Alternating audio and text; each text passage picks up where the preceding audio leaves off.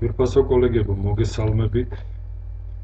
მეგახლავართ დიმიტრი ჯაფარიძე, ილიას უნივერსიტეტის პროფესორი ეკონომიკის მიმართულებით და მაქვს პატივი თქვენთან თანამშრომლობისა მომავალი 2 სემესტრის განმავლობაში. ჩვენი თანამშრომლობის საფუძველს შეადგენს სალექციო კურსი სახელწოდებით ეკონომიკის საფუძვლები, რომელიც ვფიქრობ განსაკუთრებული მნიშვნელობის იქნება თქვენთვის, როგორც ბიზნეს ადმინისტრირების სპეციალობის სტუდენტებისათვის. ეს არის კურსი, რომელიც გაგიხსნით თვალსაჩინოს იმისა, თუ როგორ შეაფასოთ, როგორ გააანალიზოთ ჩვენს ირგვლივ მიმდინარე მოვლენები, იქნება ეს ეკონომიკური თუ საზოგადოებრივი ხასიათისა ზოგადად და როგორ დაინახოთ თითოეულ მათგანში ეკონომიკური საფუძველი, ეკონომიკური გადაწყვეტილების მიზეზი. სასწავლო კურსს ჩვენ შევისწავლით მსოფლიოში ერთ-ერთი ყველაზე თვალსაჩინო სახელმძღვანელო საფუძველზე, ჰარვარდის უნივერსიტეტის პროფესორის გრეგორი მენკიუს სახელმძღვანელოთი, სახელწოდებით ეკონომიკის პრინციპები. როგორც მოგახსენეთ, ეს გახლავთ 2 სემესტრიანი კურსი და შესაბამისად ჩვენ თეორიულ საკითხებს, კონცეფციებს გავანაწილებთ ისე მეთოდოლოგიურად, რომ თქვენ ამ 2 სასწავლო სემესტრის მანძილზე შეძლოთ ეფექტიანად შეითვისოთ თითოეული ძირითადი თემა ეკონომიკურ თეორიაში, იმისათვის, რათა სასწავლო კურსის დასრულებისას უკვე თქვენ შეგეძლოთ თავისუფლად, ჯეროვნად გაანალიზოთ ძირითადი ეკონომიკური მოვლენები, რომელიც მიმდინარეობს ჩვენს ირგვლივ, ან რომელიც შესაძლოა პერსპექტივაში განვითარდეს. ეკონომიკური თეორია ჩვენს ცხოვრებაში ბუნებრივი არსებობს ძალზედ მნიშვნელოვანი დოზით, მიუხედავად იმისა, რომ ჩვენ შეიძლება არც კი დავკვირვები ვართ ამ მოვლენას, არც კი გაგვიაზრებია ეს თემები და ამჟამად ძალზედ, ასე ვთქვათ, ზოგადად აღვიქვათ ამ შინაარსის ფაქტებსა თუ მოვლენებს. თუ კარგად დაუფიქრდებით, დავინახავთ, რომ თითოეული ჩვენი ქმედების, ჩვენი შეხედულებების, ჩვენი გადაწყვეტილებების უკან, როგორც ინდივიდის გადაწყვეტილებებისა და გეგმების უკან, ცალსახად შეიმჩნევა ეკონომიკური შინაარსის საფუძვლები. ანუ ელემენტარულად ნებისმიერი ჩვენი ქმედების დაგეგმვისას, გადაწყვეტილების მიღებისას თუ რა უნდა ვაკეთოთ, თუ არსებულ არჩევანს შორის რომელ გადაწყვეტილებას ვანიჭებთ უპირატესობას, ელემენტარულად რითი ვართ დაკავებული, რა გეგმაზე ვამბობ თუ არს, როგორ გეგმავთ ჩვენს სწავლას, გართობას, მოგზაურობას, ყოველივე ამის უკან აუცილებლად დგას ეკონომიკური საფუძველი. ვინაიდან მატერიალური საფუძველი გახლავთ ის ძირითადი ელემენტი, რომელიც გვაძლევს ჩვენ საშუალებას ერთმანეთს შევადაროთ არსებული არჩევნები ჩვენს ირგვლივ, თუ რა არჩევანი გვაქვს კონკრეტულად თითოეული ჩვენ ძირითად ქმედებაში და უპირატესობა მივანიჭოთ რომელიმეს. ავიღოთ თუნდაც მარტივი მაგალითი დღეისათვის უნივერსიტეტში თქვენი მოსვლა, ლექციებზე დასწრება, ბუნებრივია დღე დაიწყო იმით, რომ თქვენ დაახლოებით გაიაზრეთ თუ რა საქმიანობა უნდა გაგეხორციელებიათ დღეისათვის, როგორ მოსულიყავით უნივერსიტეტში,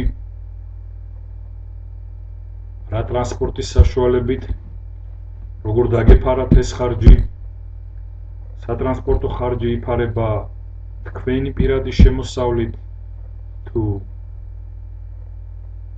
საოჯახო ბიუჯეტიდან, სავარაუდოდ გამომდინარე იქიდან, რომ თქვენ ახლა დაწყებული გაქვთ სწავლა, პირველი კურსის სტუდენტები ბრძანდებით,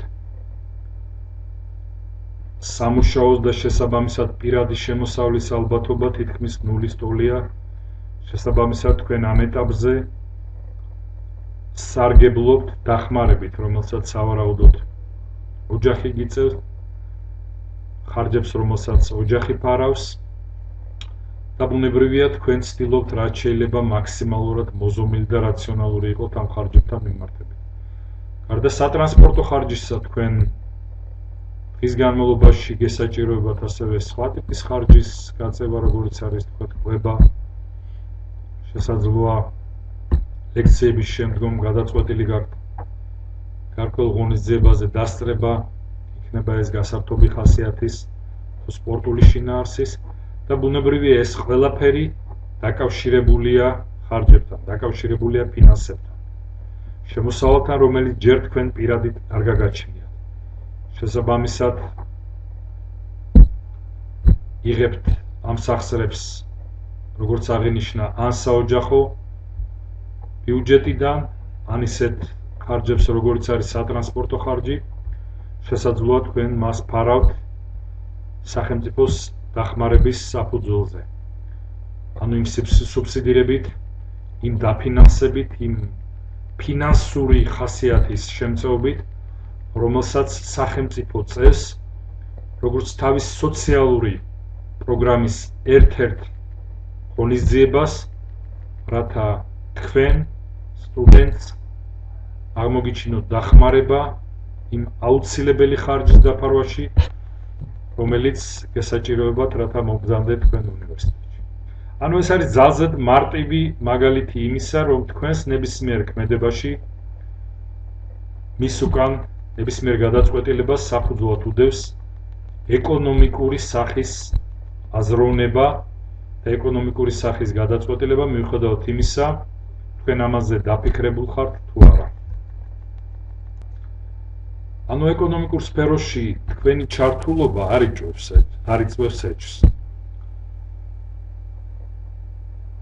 თავად ეკონომიკური საქმიანობა თუ ეკონომიკური სწავლება, ეგრეთ წოდებული ეკონომიკური მოძღვრებები, საკმაოდ დიდი ხნის წინ ჩამოყალიბდა, საკმაოდ დიდ ისტორიას მოიცავს და ბუნებრივია იგი დაკავშირებულია ადამიანთა ჯგუფების, საზოგადოების და საზოგადოებების მიერ თავიანთი ცხოვრების მოწყობის ადრეულ ეტაპებთან. ანუ კაცობრიობის გარეჟრაზე ადამიანებმა დაიწყეს გადაწყვეტილებების მიღება ისეთ საკითხებზე, რომელიც ეკონომიკური ხასიათის იყო. და თავისთავად ეკონომიკა როგორც ასეთი, როგორც მეცნიერება ითვლის მრავალ საუკუნეს. შეიძლება ითქვას მრავალ 1000 წელს და უშუალოდ დაკავშირებულია კაცობრიობის, როგორც ითქვა, კაცობრიობის წარმოშობის ადრეულ პერიოდებთან. თავად ტერმინი ბერძნული წარმოშობის გახლავთ, ისევე როგორც კაცობრიობას მეცნიერების უმრავლეს სფეროში ბერძნულმა კულტურამ, ანტიკურმა კულტურამ შემოუნახა მრავალი ტერმინი, მრავალი განსაზღვრება მეცნიერების სხვადასხვა მიმართულებით, ეკონომიკაც თავის საფუძველს პოვებს ბერძნულ ენაში, როგორც ხედავთ, სიტყვა ბერძნული წარმოშობისაა და ნიშნავს ადამიანის მიერ საოჯახო მეურნეობის გაწყობას.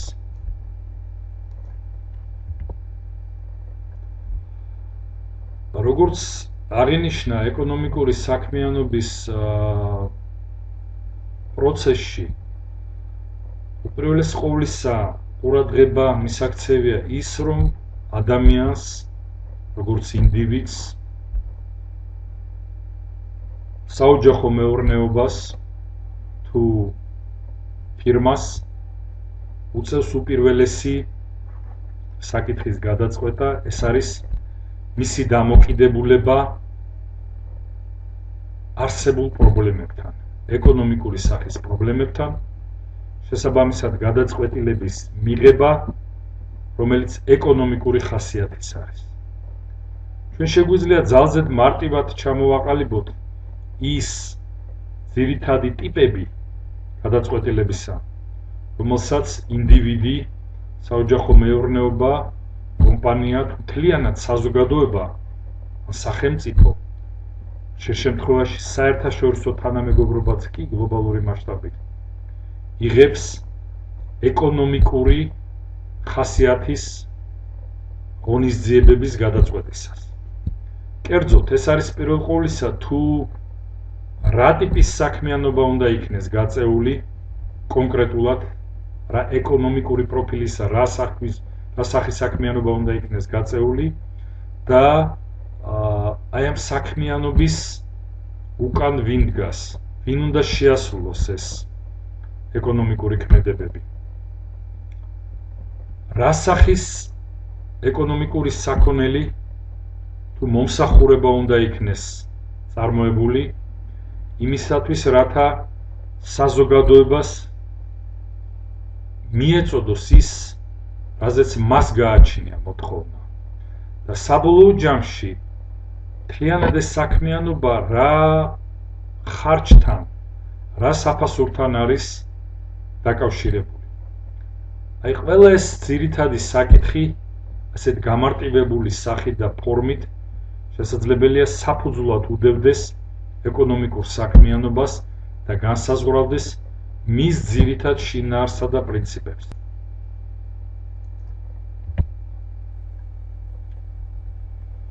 ეკონომიკური საქმიანობის პროცესში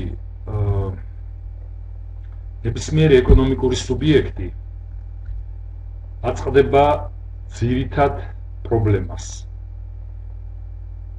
ეს პრობლემა შეიძლება გამოიხატოს როგორც შეუსატყვისობა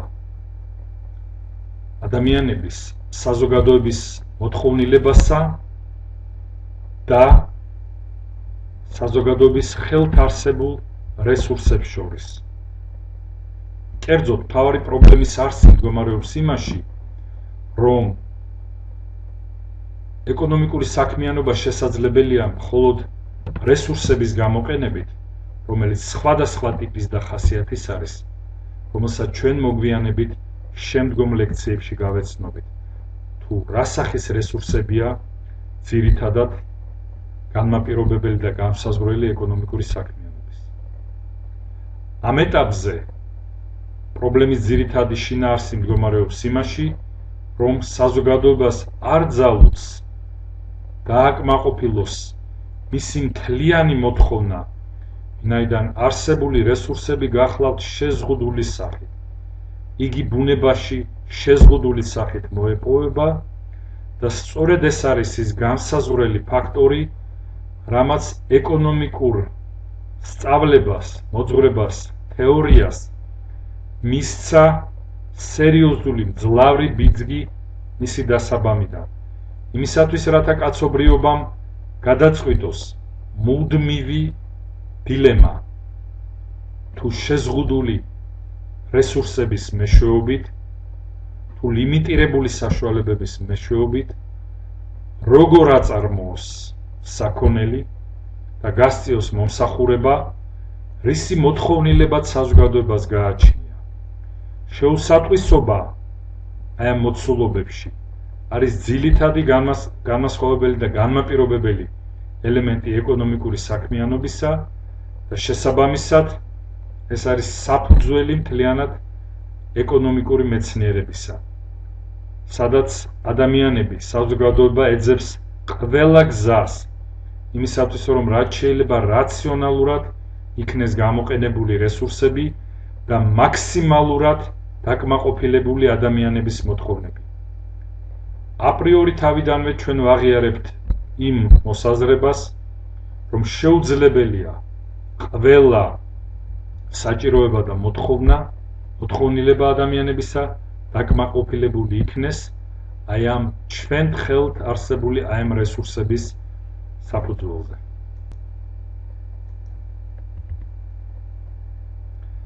ამგვარად, ეკონომიკური თეორიის შესწავლის საგანს წარმოადგენს ის, თუ როგორ ახერხებს საზოგადოება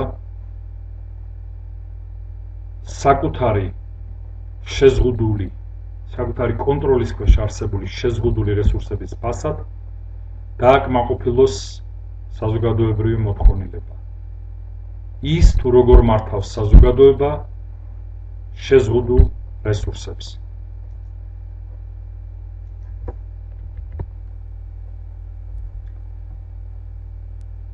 აღნიშნული ეკონომიკური გადაწყვეტილებების მიღების პროცესში ეკონომისტებს უწევთ, როგორც აღინიშნა, მრავალი პრობლემის გადაწყვეტა, პრობლემასთან შეჭიდება და აქ ძირითადად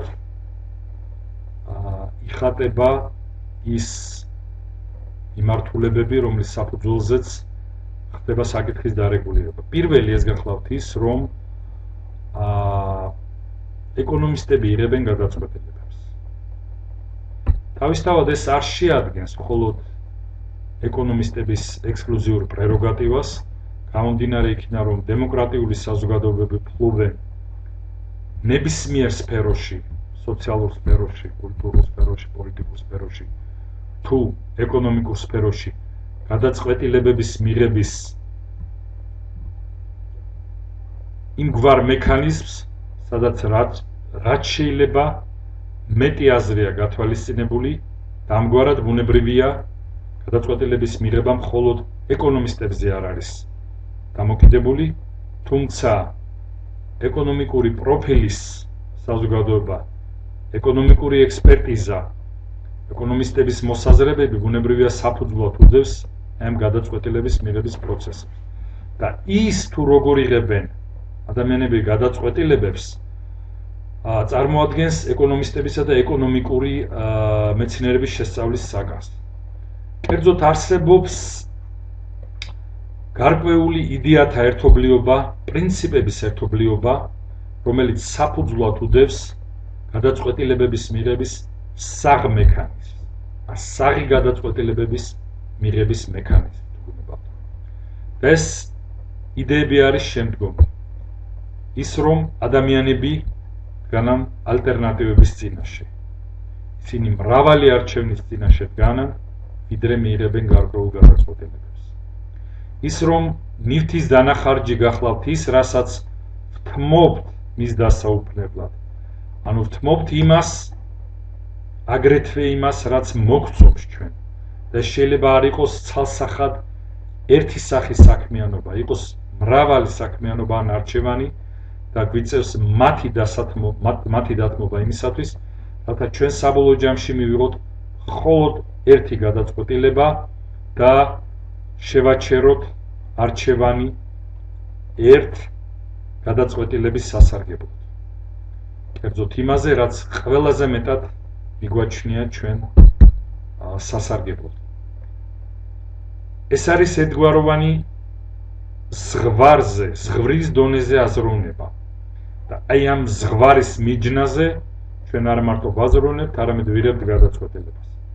ზოგადად რაციონალური ადამიანი თავის რაციონალური გადაწყვეტილებას იღებს ზღვრული ანალიზის, ზღვრული აზროვნების საფუძველზე, რაც წარმოადგენს მათ დეტალურ შედარებას.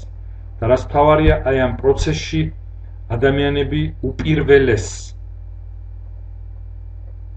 შეხედულებებს ანვითარებენ სარგებელთან, სტიმულებთან მიმართებით და საბოლოო ჯამში ადამიანები სტიმულებზე რეაგირებენ.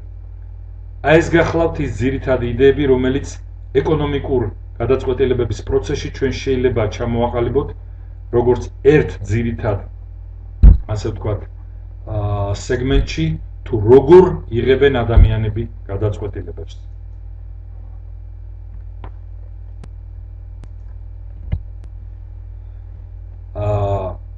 გარდა ამისა, ეკონომისტები გადაწყვეტილებას იღებენ ასევე იმის საფუძველზე, თუ როგორია ურთიერთქმედება, თუ როგორ ურთიერთქმედებენ ადამიანები, რომლებიც ამ პროცესში მრავალ ელემენტის შედარების და ურთიერთქმედებაში მოყვანის საფუძველზე აკეთებენ საბოლოო არჩევას. შესაბამისად, ამ მიმართებით ყალიბდება ძირითადი იდეები ეკონომიკური საქმიანობის, როგორც არის ის, რომ ვაჭრობა ყველას მდგომარეობას საუმჯობესებს. რაოდენ პარადოქსულადაც არ უნდა მოგვეჩვენოს ამ ეტაპზე, კოლეგებო, ჯანსაღად ფორმირებული ეკონომიკური და ბიზნეს მოდელის საფუძველზე აბსოლუტურად ყველა მონაწილე მხარისათვის სასარგებლოა ვაჭრობა.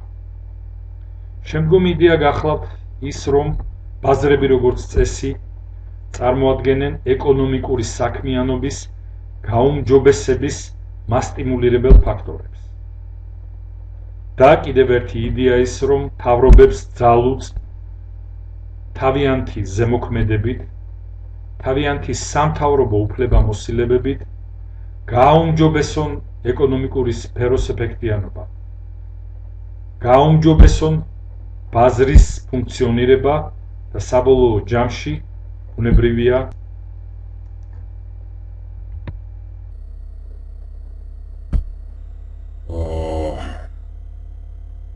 და ბოლოს ის, რომ ეკონომისტები ანალიზებენ ტენდენციებს, რომლებიც ეკონომიკაზე ზეგავლენას ახდენენ როგორც მთლიან ერთეულზე. ანუ განიხილავენ ეკონომიკის მთლიანი მოდელის ფუნქციონირების მიმდინარეობასა და შედეგებს. აი ამ თვალსაზრისით ყურადღებას იპყრობს შემდეგი იდეები, რომელიც სლაიდზე გაქვთ წარმოდგენილი.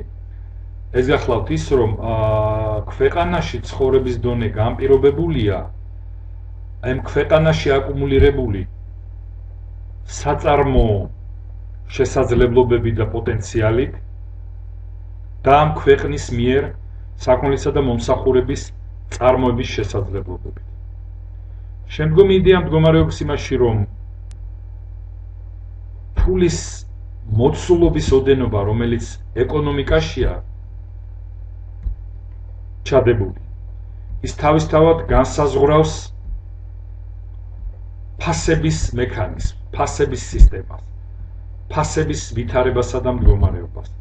და იმ შემთხვევაში, თუ ეკონომიკაში აღინიშნება ჩაშვებული ფულის მოცულობების სიჭარბე, ასეთ ვითარებაში საქონლისა და მომსახურების ერთეულზე ფასები იზრდება, რაც საბოლოო ჯამში ეკონომიკისათვის სერიოზული შემაფერხებელი ფაქტორია და იწვევს მის დაკნინებას და აქედან გამომდინარე ყველა იმ შედეგს, რომელსაც საზოგადოებრივი ცხოვრების ხარისხის დაცემისაკენ მივყავართ.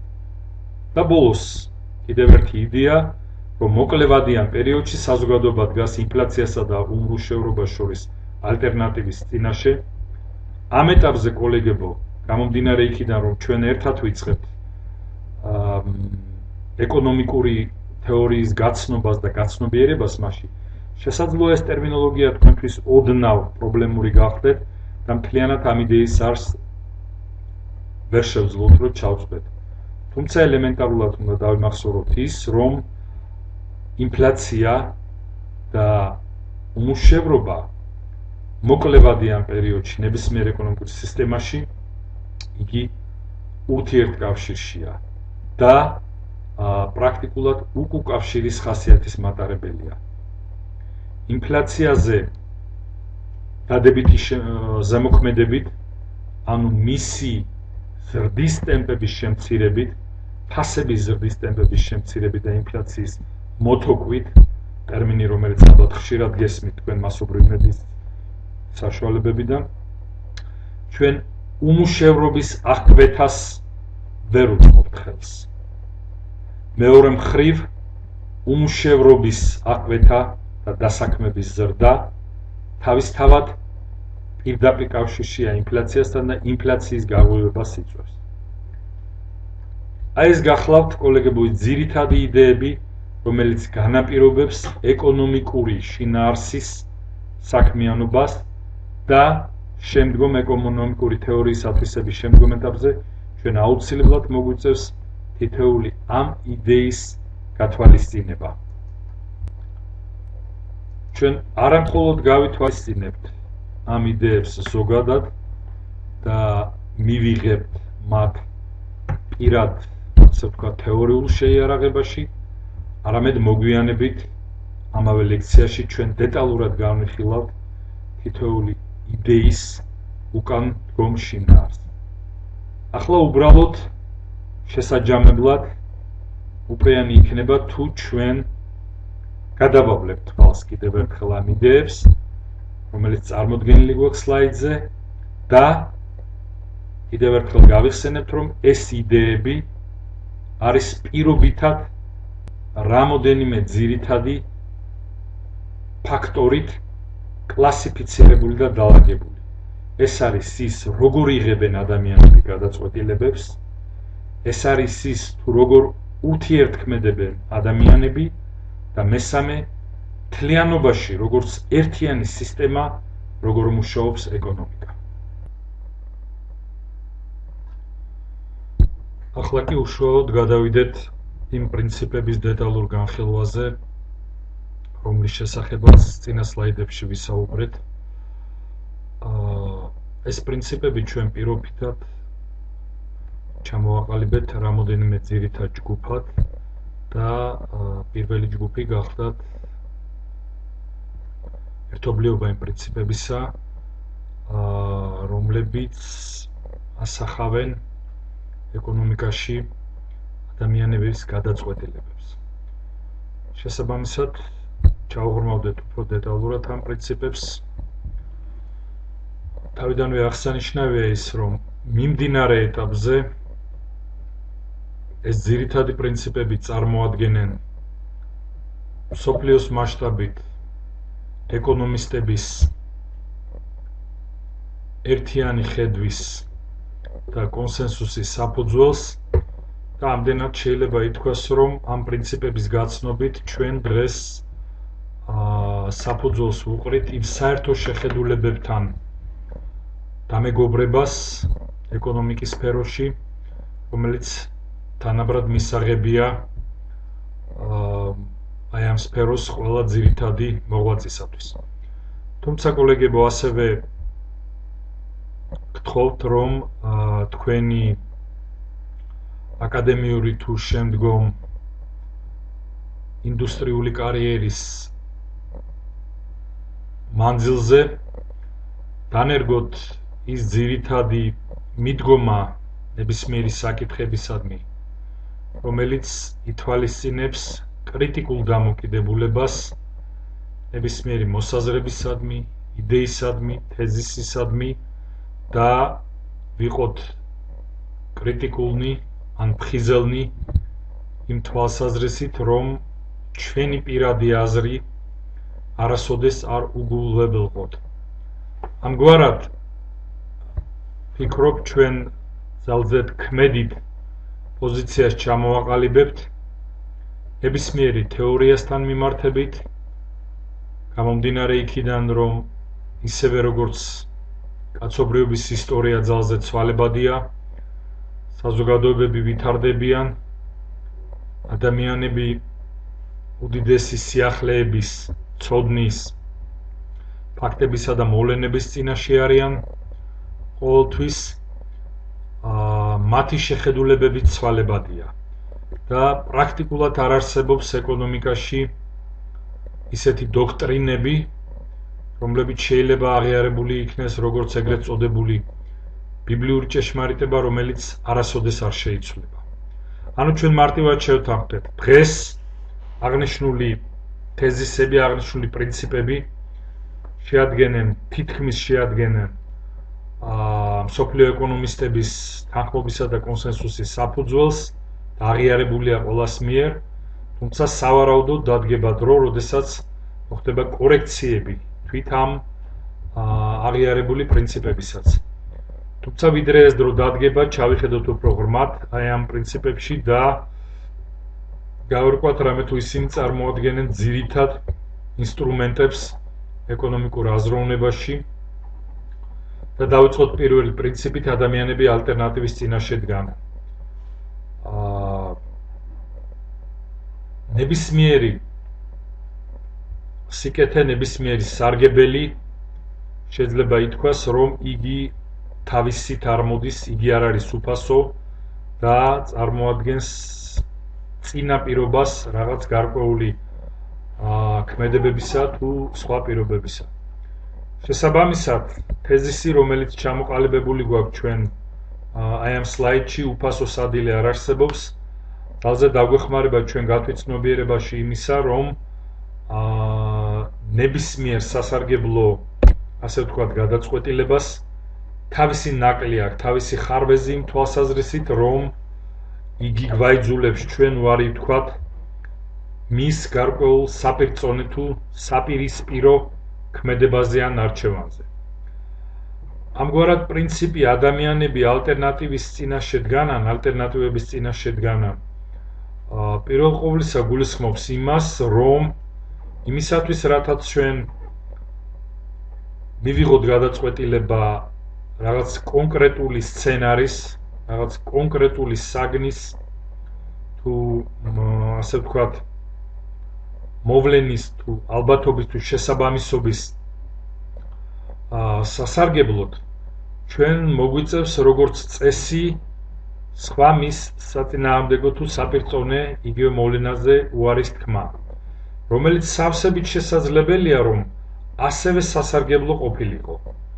თუმცა საბოლოო ჯამში გამომდინარე ზღვრული აზროვნების და გადაწყვეტილების თეზისიდან ჩვენ მაინც უპირატესობას ვანიჭებთ საბოლოო ჯამში იმას, რაც უფრო მეტად სასარგებლოა და მისაღები ჩვენთვის. ამდენად ნებისმიერი გადაწყვეტილების მიღების პროცესში, იქნება ეს ინდივიდუალურ დონეზე, კოლექტიურ დონეზე, საზოგადოებრივ სახელმწიფო დონეზე, ჩვენ როგორც წესი გვიწევს გარკვეული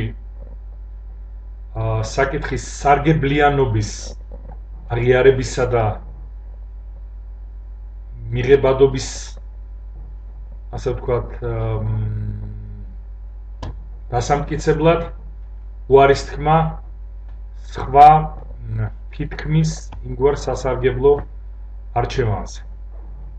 განვიხილოთ საზოგადოების პრობლემატიკის დონეზე. მაგალითად, ქვეყნის ეკონომიკა, ნაციონალური ეკონომიკა, რომელსაც გააჩნია ბუნებრივია თავისი მოცულობები და თავისი საზღვრები და შეუძლია რაღაც მაქსიმალური რაღაც კონკრეტულ დონეზე მაქსიმალური საწარმოო სიმძლავრის განვითარება. ანუ, თუ კი ავიღებთ მარტივ მოდელს, ორი საქონლის მოდელს, ერთია იარაღი, მეორეა კარაქი, ეს არის ეგრეთ წოდებული კლასიკური მაგალითი. ვნახავთ, რომ იმისათვის, რათა მაქსიმალური ეფექტი მივიღოთ ერთის წარმოებაში, მაგალითად ომიანობის პერიოდში ბუნებრივია ძირითადი აქცენტი კეთდება იარაღის წარმოებაზე და ქვეყნის უსაფრთხოების უზრუნველყოფაზე ამ იარაღის მაქსიმალური მომარაგებით, ჩვენ ასეთ შემთხვევაში მოგვიწევს უარის თქმა კარაქის დამზადების, ასე ვთქვათ, მაქსიმალურ მოცულობაზე. და რაც უფრო მეტია იარაღის მოცულობის წარმოება, ასეთ შემთხვევაში უფრო ნაკლებია კარაქის დამზადების საბოლოო, ასე ვთქვათ, წარმადობა და მოცულობა. ასევე შეიძლება ჩვენ სხვადასხვა ტიპის საქონელზე ვიმსჯელოთ და საბოლოო ჯამში მისაღები ალტერნატივის შესამუშავებლად ნათელია რომ საპირისპირო საქონლის სხვა საქონლის წარმოების სასარგებლოდ ჩვენ უარი უნდა ვთქვათ. ასევეა ცხოვრებისეულად ჩვენ დღის განრიგში თუ კი უპირატესობას მივანიჭებთ დასვენებას აღნიშნული საათები შეგვიძლია პრაქტიკულად გამოვაკლოთ იმ სამუშაო პროცესს რომელიც ჩვენს სარგებელს მოგვიტანდა გარკვეულწილად. ანუ მარტივად რომ შევაჯამოთ ეს მთლიანი თეზისი შეგვიძლია ჩვენ მოკლედ ჩამოვყალიბდეთ რომ საბოლოო ჯამში განსხვავებულ ალტერნატივებს შორის ჩვენთვის მისაღები და სასარგებლო გადაწყვეტილების მიღება გულისხმობს ერთი კონკრეტული მიზნის დაპირისპირებას მეორესთან და საბოლოო ჯამში ჩვენ მხოლოდ შეგვიძლია სასარგებლო გადაწყვეტილება მივიღოთ მხოლოდ და მხოლოდ ერთი ასე ვთქვათ ალტერნატივის სასარგებლო.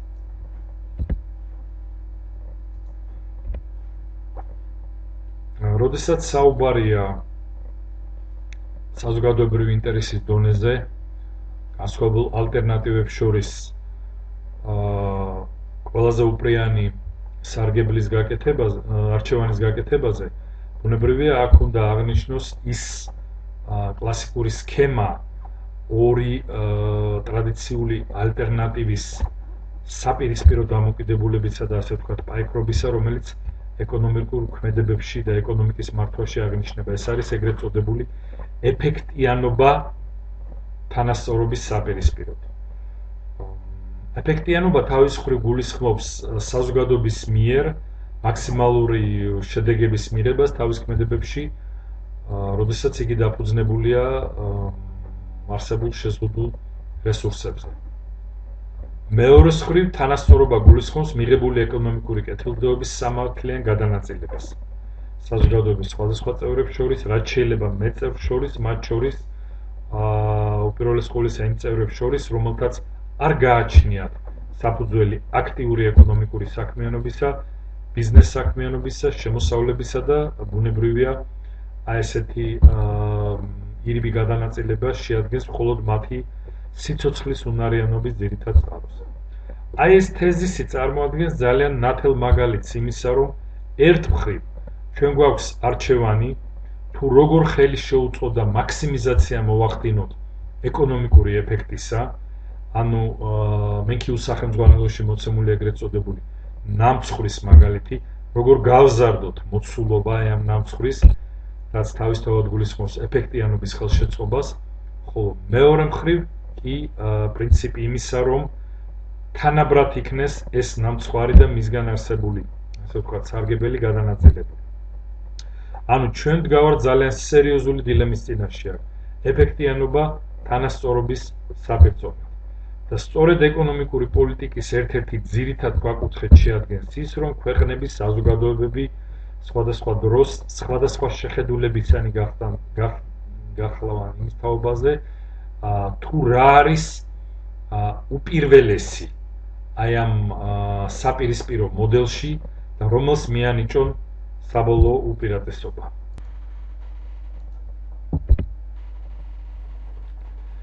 მეორე პრინციპი, ნივთის დანახარჯი გახლავთ ის, რასაც ვთმობთ ამ ნივთის დასაუფლებლად. პრაქტიკულად გადაწყვეტილების მიღების პროცესი, როგორც აღინიშნა, მოითხოვს ძალიან დიდ ყურადღებას, კერძოდ იმ თვალსაზრისით, რომ უნდა მოხდეს შეჯერება, დაპირისპირება და საბოლოოდ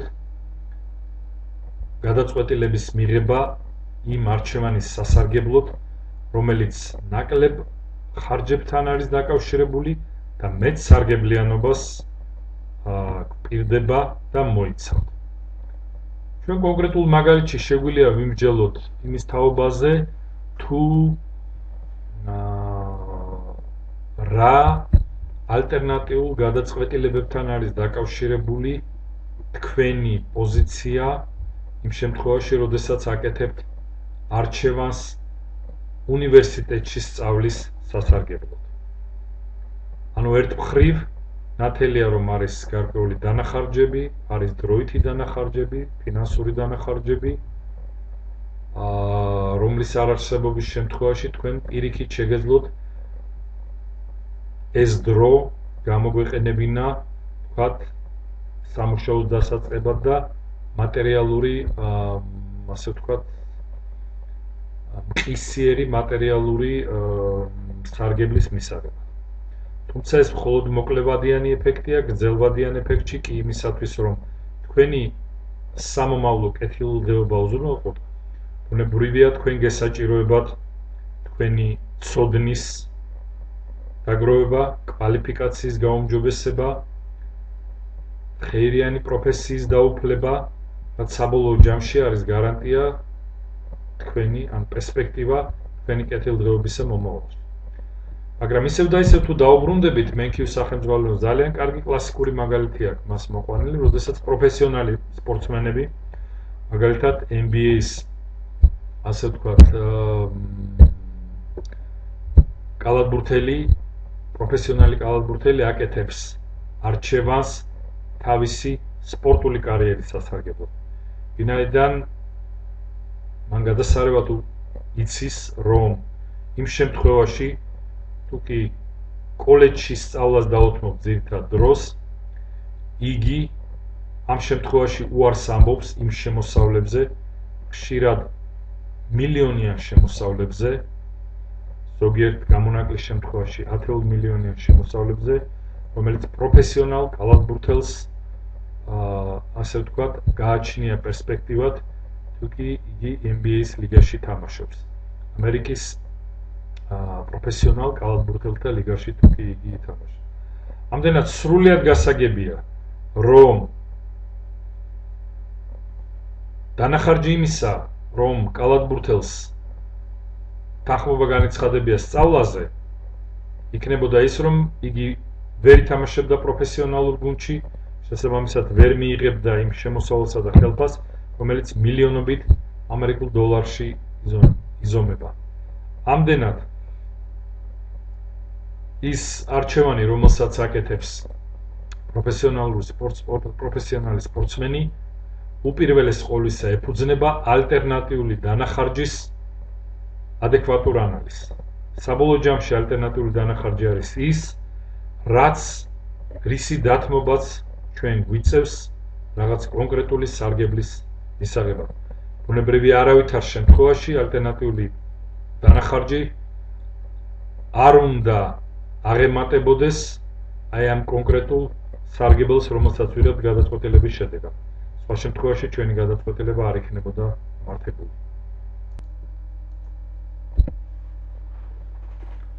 შემდეგი პრინციპი გახლავთ ის, რომ რაციონალური ადამიანები გადაწყვეტილების მიღებისას ზღვრულ ანალიზს იყენებენ. თავისთავად ზღვრული ცვლილება გულისხმობს უკვე ერთხელ ჩამოყალიბებულ, დალაგებულ გეგმაში, აი ამ გეგმის პარამეტრებში შეტანილ გარკვეულ მცირე ცვლილებებს. სწორედ ამ კონკრეტული მცირე კორექციის, მცირე ცვლილებების საფუძველზე ხდება გადაწყვეტილების მიღება. ან ძველი ვერსიის სასარგებლოდ, ან ახალი ვარიანტის, ასე ვთქვათ, სასარგებლოდ. ანუ საფუძველი ამ გადაწყვეტილებისა არის ზღვრული ცვლილებები. შესაბამისად, ადამიანები გადაწყვეტილებებს იღებენ ზღვრული სარგებლის, ზღვრულ დანახარჯებთან შედარების საფუძველზე. ძალზედ კარგი მაგალითი გვაქვს ისევ და ისევ ჩვენ სახელმძღვანელოში, ეს არის ავიაკომპანიის მაგალითი, რომელსაც ერთი ფრენა საბოლოო დანიშნულების ადგილამდე უღირს დაახლოებით $100,000, რაც ნიშნავს, რომ 200 მგზავრის შემთხვევაში საშუალო დანახარჯი დაახლოებით $500 უძღვის. ანუ ჩვეულებრივ შემთხვევაში გადაწყვეტილება იმის თაობაზე აიყვანოს თუ არა მგზავრი, დაკავშირებული იყო აი ამ $500-იან საშუალო, ასე ვთქვათ, დანახარჯის ზღვართან, რომელიც პრაქტიკულად ბილეთის ფასს წარმოადგენს. მაგრამ წარმოვიდგინოთ ისეთი ვითარება, როდესაც ფრენის წინ გვაქვს 10 თავისუფალი ადგილი და აეროპორტში გველოდება ეს 10 ადამიანი, ეგრეთ წოდებული stand-by კლიენტები, რომლებიც მზად არიან გადაიხადონ თქვათ დაწესებული საფასურის ნახევარი, $250, რაც ნიშნავს იმას, რომ თითქოს და ერთის შეხედვით ეს წამგებიანი უნდა იყოს, ვინაიდან საშუალო დანახარჯი შეადგენს საშუალო დანახარჯი არის დაახლოებით $500, რაც საფუძვლად დაედო ბილეთის საფასურს და ახლა ეს stand-by მგზავრები გვთავაზობენ ჩვენ დაახლოებით აი ამ საფასურის ნახევარს. მაგრამ თუ კი გავაკეთებთ ჩვენ ზღვრული, ასე ვთქვათ, სარგებლიანობის ანალიზს, ნახავთ, რომ თითოეული ადამიანის აყვანა თვითმფრინავის ბორტზე დაახლოებით დაკავშირებული არის მინიმალურ მიზერულ ხარჯებთან, რაც არის დაახლოებით მისი მომსახურება კვებაში, წყალია, ოთკელი და ასე შემდეგ. რაც არის შეიძლება ითქვას კაპიკები. ხოლო შემოსავალი პრაქტიკულად მთლიანად დამატებით შემოსავალი იქნება ის, რასაც ეს ადამიანები, ეს stand-by მგზავრები იხდიან აი ამ ნახევარ საფასურს. ამდენად ალტერნატივა გვაქვს ჩვენ, რომ ან არ გავითვალისწინოთ ეს, ასე ვთქვათ, ზღვრული სარგებლის ფაქტორი და არ ავიყვანოთ ეს ადამიანები, ან გავაკეთოთ მცირე გამონაკლისი დაშვება და მივიღოთ დამატებითი შემოსავალი. აი ეს არის სწორედ რაციონალური მოქმედება და არა მარტო კომპანიები, ადამიანებიც ხშირ შემთხვევაში იღებენ ამ რაციონალურ ან არარაციონალურ გადაწყვეტილებას. ერთი ალტერნატივის სასარგებლო გადაწყვეტილების მიღება მეორესთან შედარებით ხდება იმ შემთხვევაში, როდესაც ამ უკანასკნელის ზღვრული სარგებელი აღემატება მის ზღვრულ დანახარჯებს.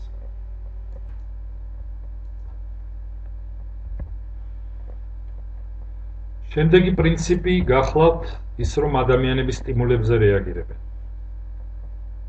განმარტებით, სტიმული არის ის, რაც ადამიანს გარკვეული გადაწყვეტილებისკენ უბიძგებს, თავის მოქმედებაში გადაწყვეტილების მიღებისკენ უბიძგებს. ჩვენ გვაქვს ძალზე კარგი მაგალითი ისევ და ისევ სახელმძღვანელოში, როდესაც პროფესიონალი კალათბურთელი ამბობს უარს თითქოს და ერთი შეხედვით ისეთ სწორ სტრატეგიულ გადაწყვეტილებაზე, როგორც არის ცოდნის გაღრმავება, პროფესიის შეძენა, ვინაიდან მას აქვს ძალზე კონკრეტული სტიმული. ეს სტიმული გახლავთ მრავალმილიონიანი შემოსავალი, რასაც ბუნებრივია იგი დაკარგავდა სხვა შემთხვევაში. მას კარგად ესმის სტიმულის და როგორც წინა ანალიზში ვნახეთ, ალტერნატიული დანახარჯის არსი, შესაბამისად იგი იღებს გადაწყვეტილებას, რომელშიც ძირითადი ფაქტორი, როგორც ხედავთ, გახლავთ სტიმული და უარს ამბობს სწავლის გაგრძელებაზე.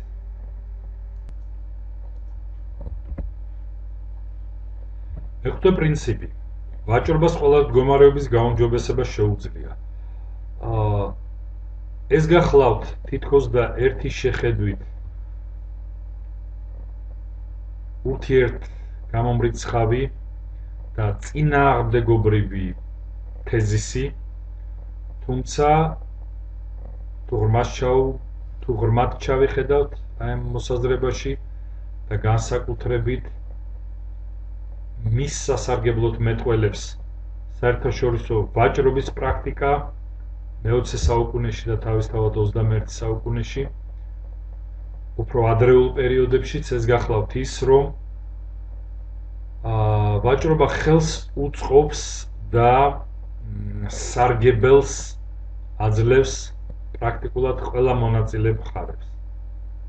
ადამიანები თუ იურიდიული სუბიექტები ერთმანეთში ვაჭრობით პოულობენ სარგებელს და მთავარი საფუძველი გახლავთ ის, რომ მიუხედავად იმ წინააღმდეგობრივი ფაქტორისა, რომელიც ვაჭრობაში არსებობს, კონკურენცია საბოლოო ჯამში ხელს უწყობს თავად ვაჭრობის განვითარებას და იმ დოვლათის შექმნას, რომელიც ილტვის მომხმარებლისკენ, მხოლოდ კონკურენციის საფუძველზე, ფასების ურთიერთდაპირისპირების და ხარისხის ურთიერთდაპირისპირების საფუძველზე ხდება საუკეთესო შეთავაზების და შესაბამისად საუკეთესო არჩევანის გაკეთება.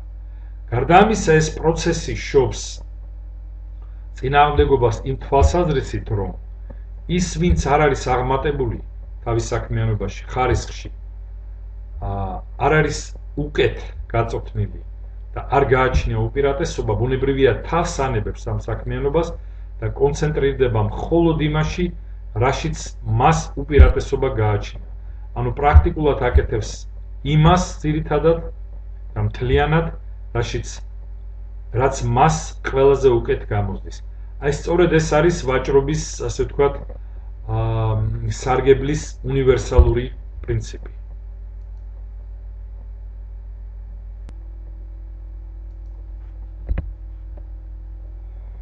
შემდეგი პრინციპი, რომელიც ალბათ საბაზრო ეკონომიკის საფუძველს წარმოადგენს, ეს გახლავთ მოსაზრება იმის თაობაზე, რომ ბაზრები როგორც წესი ეკონომიკური საქმიანობის ორგანიზების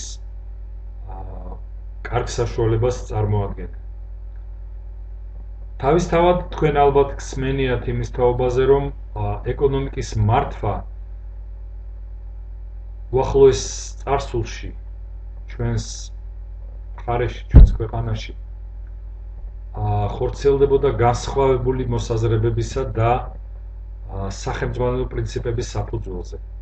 ეს იყო ეგრეთ წოდებული ადმინისტრაციული ეკონომიკა, სადაც გეგმავი ორგანიზაციები, ინსტიტუციები წყვეტდნენ პრაქტიკულად ყველაფერს, თუ როგორი ხასიათის, შემადგენლობის და წარმადობის უნდა ყოფილიყო სასაქონლო წარმოებისა და მომსახურების გაწევის პროცესი. აი მის საპირწონედ დღეს ჩვენც და რა თქმა უნდა პრაქტიკულად მთელ მსოფლიოში მცირეოდენი გამონაკლისის გარდა გვაქვს სისტემა, სადაც დამკვიდრებულია საბაზრო ეკონომიკა, რომელიც ანხორციელებს საწარმოო რესურსების გადანაწილებას საოჯახო მეურნეობის მიერ გადაწყვეტილებების მეშვეობით. რაც ჩვენ ფორმულირებული გვაქვს სლაიდში, როგორც დეცენტრალიზებული გადაწყვეტილებები, საპირისპიროდ იმ ცენტრალიზებული გადაწყვეტილებებისა, რომელსაც ადგილი ჰქონდა გეგმავების და გეგმიურ ეკონომიკაში. შესაბამისად, სწორედ ამ საოჯახო მეურნეობების დეცენტრალიზებული გადაწყვეტილების მეშვეობით და მათ შორის ურთიერთქმედების პროცესში ფუნქციონირებს ეს საბაზრო სისტემა, საბაზრო ეკონომიკა, რომელიც თავის მხრივ უზრუნველყოფს საქონლისა და მომსახურების მოძრაობას და გადანაწილებას, ოპტიმალურ გადანაწილებას ამ საბაზრო სისტემაში და მთლიანობაში ბაზრებზე. ამგვარად, როგორც მოგახსენეთ, უახლოეს წარსულში ჩვენ სისტემა, რომელიც დიამეტრალურად განსხვავებული ხასიათის გახდათ, სრულიად სხვა მექანიზმებზე იყო დაფუძნებული და ამ მექანიზმების მარკქმედებაში ეჭვი შეტანილი იქნა ჯერ კიდევ საუკუნეების წინ. ეხლა მე მოგახსენებდით, რომ პრაქტიკულად არც ერთი დოქტრინა, არც ერთი პრინციპი უბადო არ არის და ჩვენ არ უნდა მივიღოთ როგორც რაღაც ბიბლიურ ჭეშმარიტება. თუმცა შესაძლებელია ითქვას, რომ ის იდეები, რომლის შესახებაც ახლა მე მოგახსენებ, თითქმის უნივერსალური ხასიათის არის. ეს გახლავთ ეგრეთ წოდებული ბაზრის უხილავი ხელის პრინციპი, რომლის შინაარსი მდგომარეობს იმაში, რომ ბაზრის მარგი ქმედება კალიბდება, ფორმირდება სწორედ ამ ეგრეთ წოდებული ვითომ უხილავი ხელის მეშვეობით, რომელიც არეგულირებს თუ რა უნდა იქნეს წარმოებული, რა მოცულობებით უნდა იქნეს, რა სახის უნდა იქნეს, როგორი უნდა იქნეს ფასი და როგორი უნდა იქნეს მოძრაობის ტრაექტორია საქონლისა და მომსახურების. ჯერ კიდევ 1776 წელს გენიალურმა ბრიტანელმა სწავლულმა ადამ სმითმა შექმნა თავისი უკვდავი კვლევა, რომელსაც შემოკლებით უწოდებენ გამოკვლევას ხალხთა ერების სიმდიდრის შესახებ. ეს არის სრული დასახელება გახლავთ აი ამ ასე ვთქვათ ნაშრომის გამოკვლევა ხალხთა სიმდიდრის ბუნებისა და მიზეზების შესახებ, რომელმაც პირველმა მოგცა ნათელი სურათი იმისა, თუ რა არის უპირატესობა ბაზრისა და საბაზრო ურთიერთობებისა.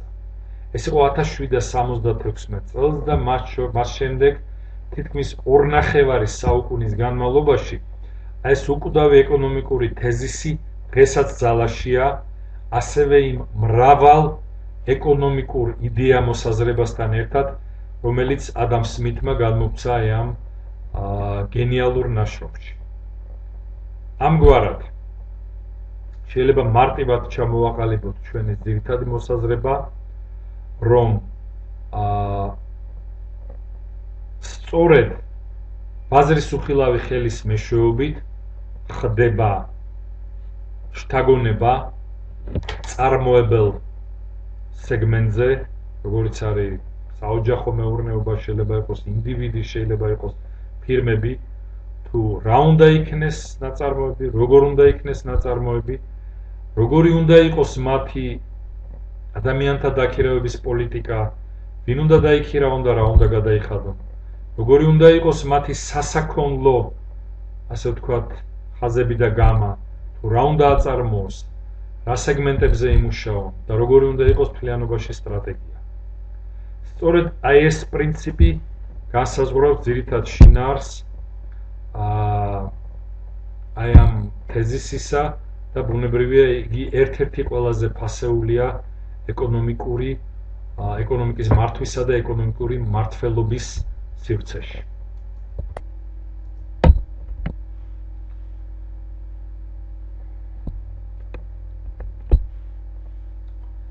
შემდგომი პრინციპი გახლავთ ის, რომ მთავრობებს ზოგჯერ შეუძლიათ ბაზრის ფუნქციონირების შედეგების გაუმჯობესება, რაც მარტივად ნიშნავს იმას, რომ მთავრობა თავისი სამთავრობო უფლებამოსილებით დროდადრო პირდაპირ ერევა საბაზრო ურთიერთობებში, ბაზარში და ახორციელებს იმ ხარვეზის აღმოფხრას, რომელიც დროდადრო წარმოიქმნება საბაზრო სისტემაში. ახლა თქვენ ბუნებრივია იფიქრებთ, რომ ერთი შეხედვით ეს თეზისი თითქოს ეწინააღმდეგება წინა პრინციპს, მეექვსე პრინციპს, სადაც ჩვენ ბაზრის უხილავი ხელი ვაღიარებთ გარკვეულ უზენაეს, ასე ვთქვათ, მოვლენად, რომელიც ალაგებს აბსოლუტურად ყველა სამეურნეო პროცესს და ეკონომიკის წისვლას უზრუნველყოფს. თუმცა ბუნებრივია, არსებობს გარკვეული შემთხვევები, მოვლენები თუ ფაქტორთა ერთობლიობა, რომელიც ქმნის წინააღმდეგობებს და ძალზედ სერიოზულ ხარვეზებს ბაზრებზე. ასეთ შემთხვევაში იტყვიან, ანუ თეორიული განმარტება ესეთი შემთხვევის არის ის, რომ ადგილი აქვს საბაზრო ხარვეს, საბაზრო წინააღმდეგობებს, ანუ საბაზრო ჩავარდნას.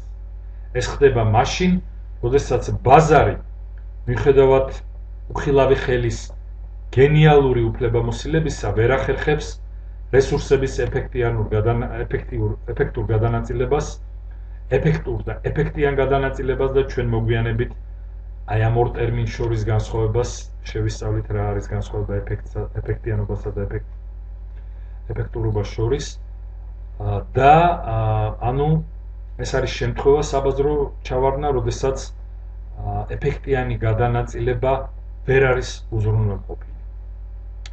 ასეთ შემთხვევაში ბუნებრივია ძალზედ დიდი არის როლი სამთავრობო უფლებამოსილებისა და მისი ჩარევისა, რათა მის ხელთ არსებული ინსტრუმენტების მეშვეობით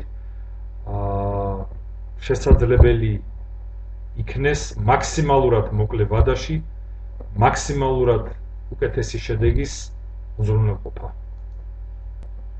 ამ ჩარევით მთავრობა უზრუნველყოფს ეფექტურობის გაუმჯობესებას და რაც მთავარია, სამართლიანობის აღდგენას.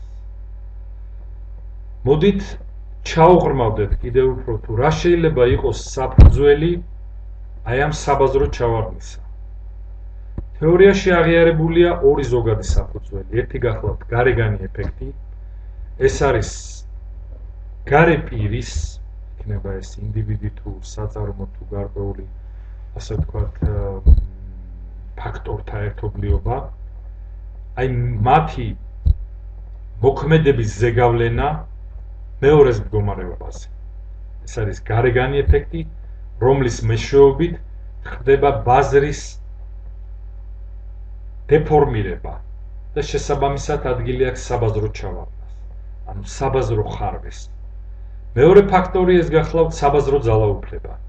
როდესაც ერთი ეკონომიკური სუბიექტი, ეკონომიკური აგენტი აღიჭურვება იმგვარი უფლებამოსილებით ან ძალაუფლებით, როდესაც იქ სრულ კონტროლს ან უსერიოზულეს გავლენას აწესებს ფასების ფორმირებაზე.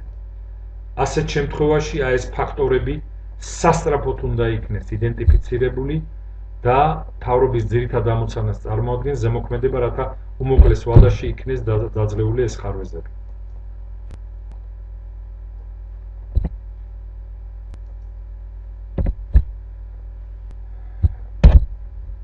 ქვეყნის ცხოვრების დონე განპირობებულია საქონლისა და მომსახურების წარმოების უნარით. იმისათვის, რათა აი ამ მოსაზრების მნიშვნელობა აღვიქვათ, აუცილებელია თვალი გადავალოთ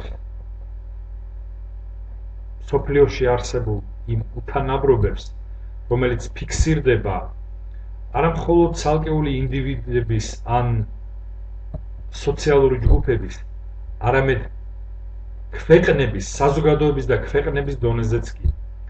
ჩვენ გვაქვს ეგრეთ წოდებული ერთხრივ პოსტინდუსტრიული, ანუ ინფორმაციული ეკონომიკის საზოგადოებები, სადაც ერთ სულ მოსახლეზე შემოსავალი დაახლოებით 30,000-დან 50,000 დოლარს აღწევს და მეორე მხრივ გვაქვს უღარიბესი ქვეყნების წება, სადაც შემოსავალი ერთ სულ მოსახლეზე 1000 დოლარზე ნაკლებია. უფრო მეტიც, აფრიკის კონტინენტზე დღესაც ფიქსირდება ფაქტები, სადაც რიგ საზოგადოებებში შემოსავალი ადამიანისა, ერთი სული მოსახლისა დღის მანძილზე არის 1 დოლარზე ნაკლები, რაც ბუნებრივია წლის განმავლობაში 365 დოლარზე ნაკლები. ანუ ეს არის რაღაც კატასტროფული მაჩვენებელი. ეს არის ძირითადი მაჩვენებელი იმისა, რომ საზოგადოებებს ქვეყნების ცხოვრების დონეები არის ძალზე განსხვავებული. ხოლო ამის განმაპირობებელი ფაქტორი თავის მხრივ გახდა ის, რომ საწარმო პოტენციალი ქვეყნების არის ძალზედ განსხვავებული. შესაბამისად, საქონლის წარმოება და მომსახურების გაწევა, როგორც მოცულობის, ასე ხარისხის თვალსაზრისით, როგორც სადა დედამიწა, ისეა განსხვავებული ამ ქვეყნებს შორის. სწორედ ეს განაპირობებს პირადი შემოსავლების აღმატებულობას თუ სიმწირეს და შესაბამისად ცხოვრების დონეს. აი ამის თაობაზე ერთ-ერთი უმნიშვნელოვანესი, ასე ვთქვათ, პრინციპი, მოსაზრება არის ფორმულირებული აი ამ თეზისში.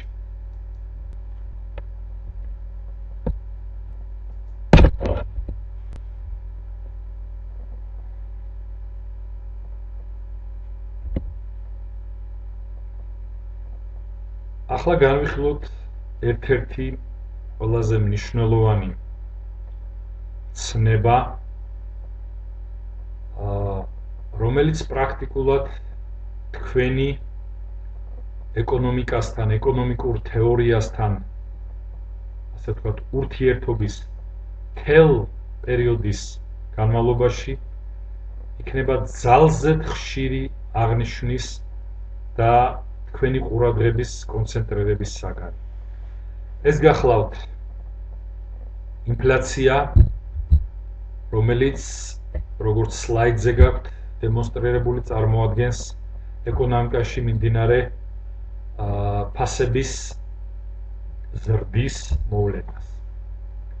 ანუ მარტივად რომ ვთქვათ, ინფლაცია გახლავთ ფულის მოცულობის, უკონტროლო მოცულობის ზრდის შედეგი. ბუნებრივია თავის მხრივ ფულის მოცულობის ზრდა ეს არ არის ნეგატიური მოვლენა, მაგრამ ეს არის მოვლენა, რომელიც თანამედროვე მონეტარულ სისტემაში, თანამედროვე ფულად სისტემაში გარკვეულ კანონზომიერებებსა და სტანდარტებს ექვემდებარება.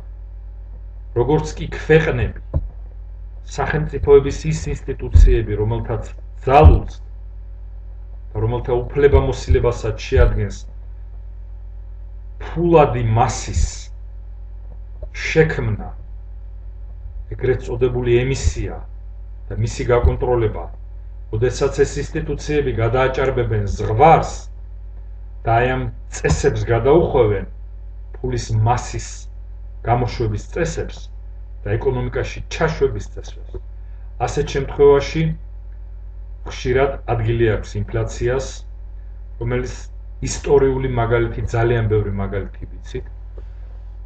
თქვენ სახელმძღვანელოში მოყვანილია გერმანიის მაგალითი, ეგრეთ წოდებული 20-იანი წლების ჰიპერინფლაციის მაგალითი, რომელსაც დეტალურად გაეცნობით, მე თქვენს ყურადღებას ამაზე არ შევაჩერებ.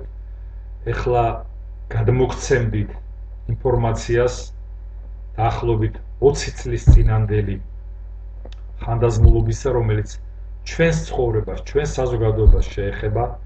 ეს არის ჰიპერინფლაცია საქართველოში, რომელიც დაიწყო 90-იანი წლების დასაწყისში, მაშინ, როდესაც საქართველომ მოიპოვა სახელმწიფოებრივი დამოუკიდებლობა და ძალზედ რთული საზოგადოებრივი პერიოდის გავლის შემდგომ სამოქალაქო ომებისა და შიდა აშლილობისა და კრიმინალური, ასე ვთქვათ, აქტივობის აპოგეის გამოვლენების შემდგომ დაიწყო სახელმწიფო აღშენებლობა.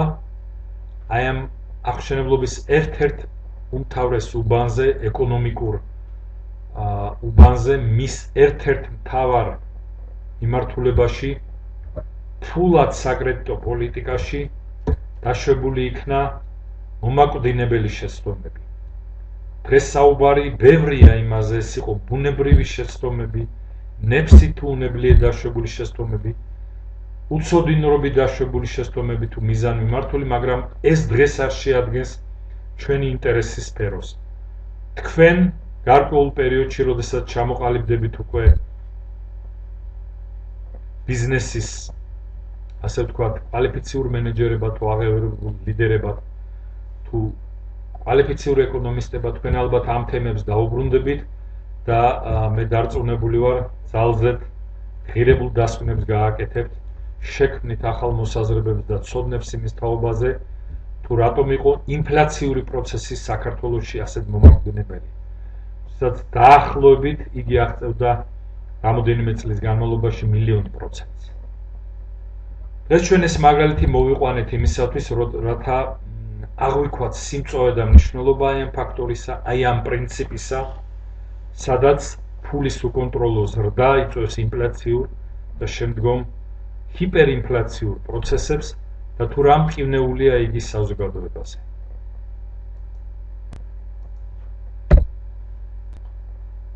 და მეათე პრინციპი ეს გახლავთ, კოლეგებო, იდეა იმის თაობაზე, რომ მოკლევადი ამ პერიოდში საზოგადოება დგას ინფლაციის და უმუშევრობას შორის ალტერნატივების წინაშე. ეს არის, ასე ვთქვათ, კლასიკური თეზისი, რომელიც საერთო აღიარებას და კონსენსუსს ემყარება ეკონომისტებს შორის, უბრალოდ ერთი მნიშვნელოვანი რაც უნდა დავიმახსოვროთ ჩვენ გახლავთ ის, რომ ეს არის მოკლევადიან პერიოდში.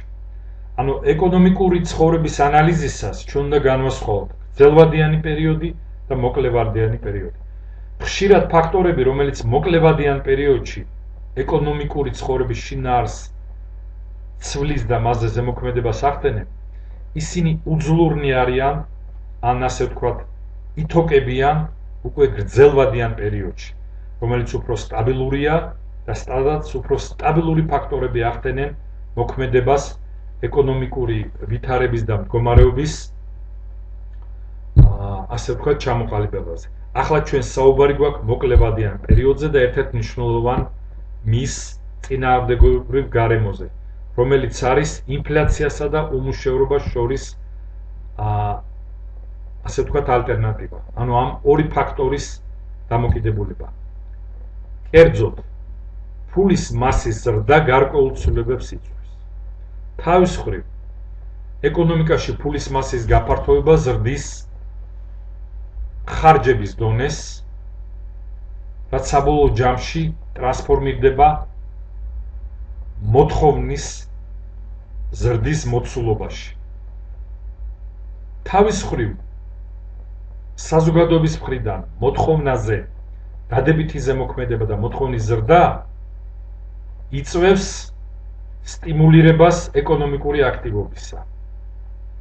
ანუ იგი სტიმულს აძლევს ფირმებს გააქტიურდნენ, გამოუშვან მეტი საქონელი, გასწიონ მეტი მომსახურება.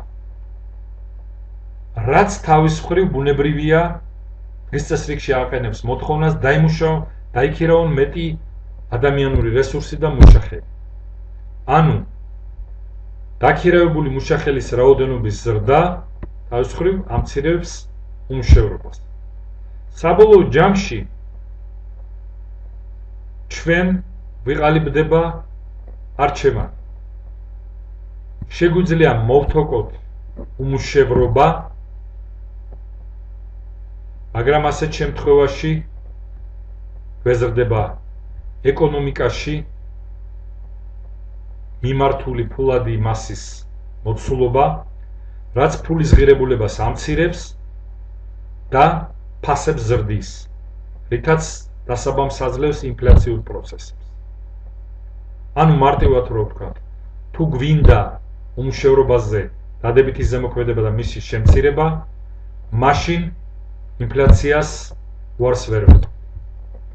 მეორე მხრივ, თუ გვინდა ინფლაციის მოთოკვა, ეს მთლიანი ეკონომიკური პროცესი ჯაჭვი უკუ მიმართულებას იძენს და უმუშევრობას უფრო გაფართოებული ბაზა საფუძველი ექნება, ანუ მარტივად უმუშევრობა მატულობს. ეს გახლავთ ის ძირითადი შინაარსი, რომელიც ჩადებულია ამ პრინციპში.